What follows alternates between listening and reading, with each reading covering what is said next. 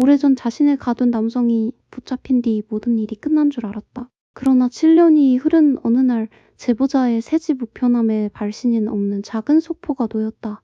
안에는 콘택트 렌즈와 순간접 착제가 나란히 들어있었다. 이 이야기는 당사자가 전한 경험을 바탕으로 일부 신상과 장소를 바꿔 구성했다. 제보자는 당시 40대 초반의 자동차 영업사원이었고 오래된 원룸가에서 혼자 살고 있었다. 사건의 시작은 기억에도 남지 않은 평범한 출근길이었다. 늦잠을 잔 제보자는 도로변에 세워둔 차를 급히 빼냈다. 잠깐 휴대전화를 확인하느라 속도가 느렸고 뒷차가 가까이 붙은 상태에서 신호가 바뀌자 교차로를 통과했다. 그에게는 금세 잊힌 몇 초였지만 누군가는 그 순간을 오래 붙들고 있었다.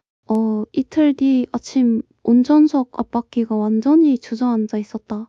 단순한 펑크라고 생각했지만 옆면에는 날카롭게 훼손된 자국이 남아 있었다. 누군가 밤새 일부러 손댄 흔적처럼 보였다고 제보자는 말했다. 주변 원룸에는 제대로 된 보안 설비가 드물었고 당시 차량 영상도 멀리 있는 사람의 얼굴을 가릴 만큼 흐렸다.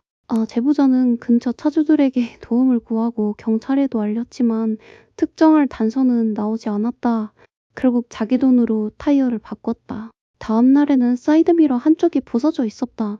며칠 뒤에는 운전석 반대편 차체에 길게 긁힌 흔적까지 발견됐다.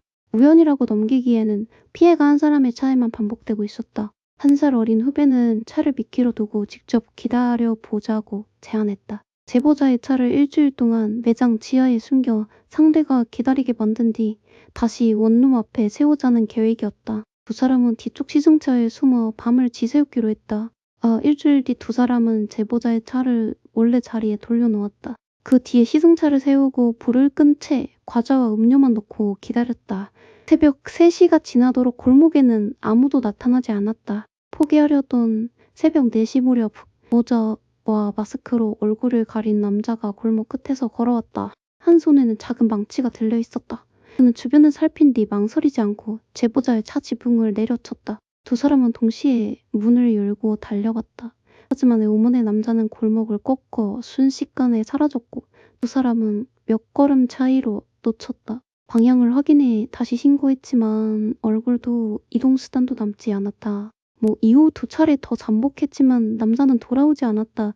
차를 훼손하던 일도 멈췄고 석 달이 흘렀다. 제보자는 상대가 겁을 먹고 포기했다고 생각하며 다시 평소의 생활로 돌아갔다. 한여름 오후 매장으로 트럭을 사고 싶다는 전화가 걸려왔다. 나이든 농부처럼 들리는 목소리는 바쁜 철이라 매장에 갈 수 없다며 제보자에게 직접 와달라고 했다. 정확한 주소 대신 버스 정류장과 갈림길을 차례로 설명했다. 시골 고객이 현장으로 영업사원을 부르는 일은 드물지 않았다. 제보자는 계약 서류를 챙겨 약속 장소로 출발했고 후배에게는 저녁에 돌아와 술을 한잔 하자고 말했다. 그 짧은 통화가 나중에는 그를 찾는 유일한 실마리가 됐다. 지시받은 버스 정류장에 도착했지만 기다리는 사람은 없었다.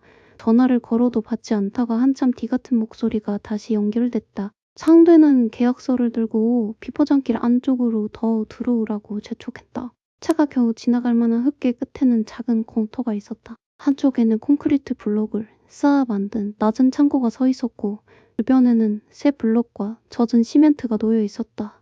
사람도 농기계도 보이지 않았다. 잠시 뒤 제보자와 비슷한 나이의 남성이 숲 쪽에서 걸어왔다. 그는 아버지가 일을 마치고 내려오는 중이라며 햇볕을 피할 수 있게 창고 안에서 기다리라고 권했다. 말투는 친절했지만 표정에는 이상한 긴장이 남아 있었다. 제보자가 안쪽에서 휴대전화를 확인하던 순간 남성이 다시 나타나 기기를 낚아챘다.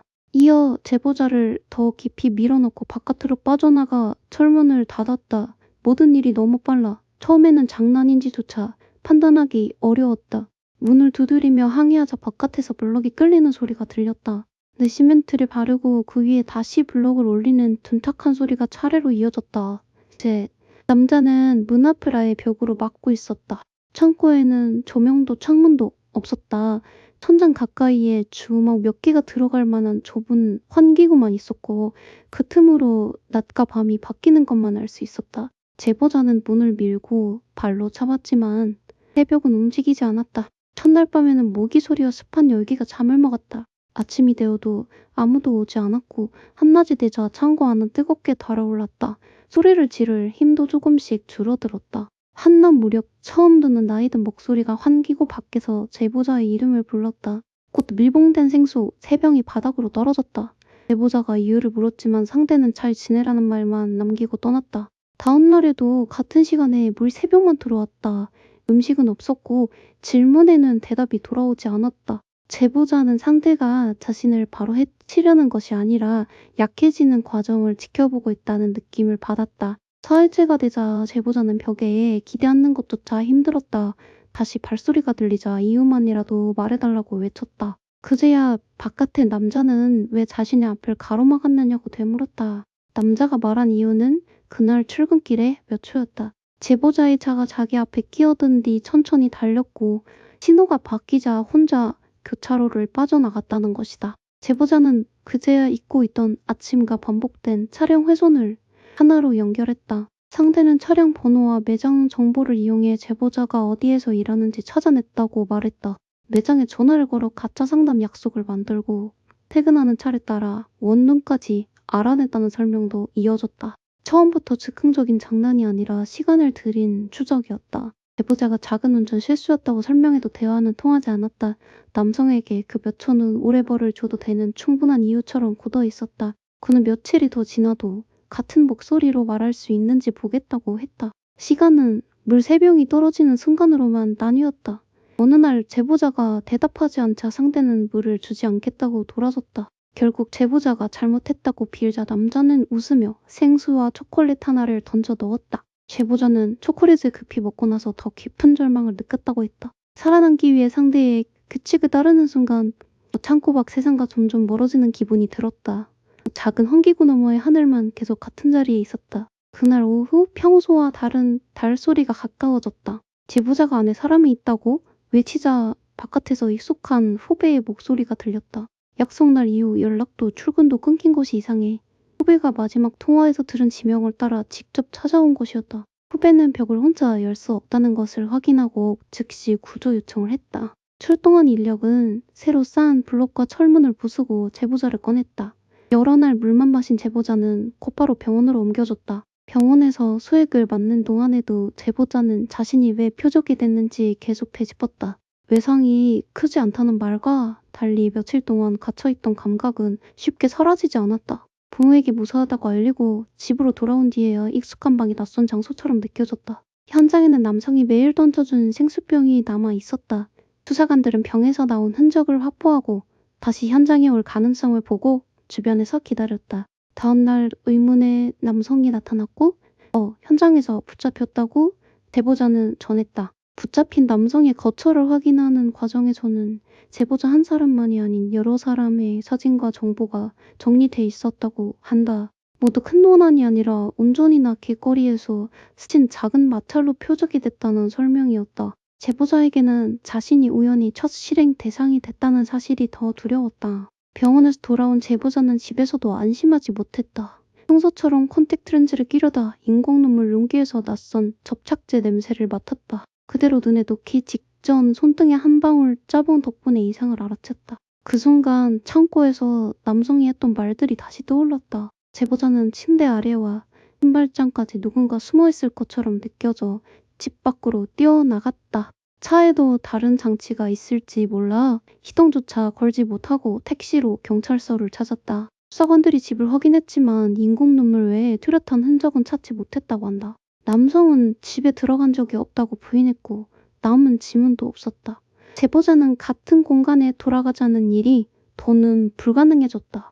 제보자는 조사가 끝나기 전 남성과 잠시 마주할 기회를 얻었다고 말했다. 남성은 몸을 떨며 장난이었고 해칠 생각은 없었다고 사과했다. 그러나 수사관이 고개를 돌린 순간 그는 제보자에게 이미 이유를 말했으니 밖에서 다시 보자는 취지로 낮게 속삭였다고 한다. 제보자는 이후 재판에서 남성에게 약 2년의 형이 선고됐다고 들었다고 전했다. 구체적인 법적 판단은 공개 기록으로 교차 확인되지 않았지만 그에게 중요한 것은 언젠가 상대가 다시 밖으로 나온다는 사실이었다. 그는 이사하고 연락처도 바꾸며 시간을 보냈다. 제보자가 들은 설명에 따르면 남성은 물과 음식을 줬다는 점을 내세워 해칠 의도가 없었다고 주장했다. 그 주장이 형량에 정확히 어떻게 반영됐는지는 공개 자료로 확인되지 않는다. 다만 제보자에게 생수세병은 배려의 흔적이 아니라 감금을 오래 지속하기 위한 통제 수단으로 남았다. 7년 뒤에 새 오피스텔 우편함에 도착한 소포는 처음에 공포를 그대로 되살렸다. 콘택트렌즈와 접착제는 인공눈물 사건을 아는 사람만 이해할 수 있는 조합처럼 보였다. 제보자는 즉시 신고하고 건물 영상을 확인했다. 영상에는 모자와 마스크, 바람막이로 몸을 가린 사람이 소포를 넣는 모습이 남았지만은 얼굴은 확인되지 않았다고 한다. 과거에 남성도 조사받았으나 당시 다른 곳에 있었다는 자료가 제시됐다. 소포를 보낸 사람이 누구인지는 끝내 가려지지 않았다. 그 소포가 과거 남성과 연결된 것인지 누군가가 사건을 알고 흉내낸 것인지는 알 수 없다. 다만 제보자는 이후 3년 동안 우편함을 열기 전에 주변부터 살피는 습관이 생겼다고 했다. 일상으로 돌아왔어도 사건은 끝났다는 확신만은 돌아오지 않았다. 처음 모든 것을 시작한 것은 거창한 원한이 아니라 도로 위의 짧은 불쾌감이었다. 누군가에게는 금세 사라질 몇 초가, 다른 누군가에게는 사람을 찾아내고 가두는 이유로 변했다. 마지막 소포가 남긴 공포는 발신인이 아니라 그 이유가 얼마나 평범하게 시작됐는지 있다.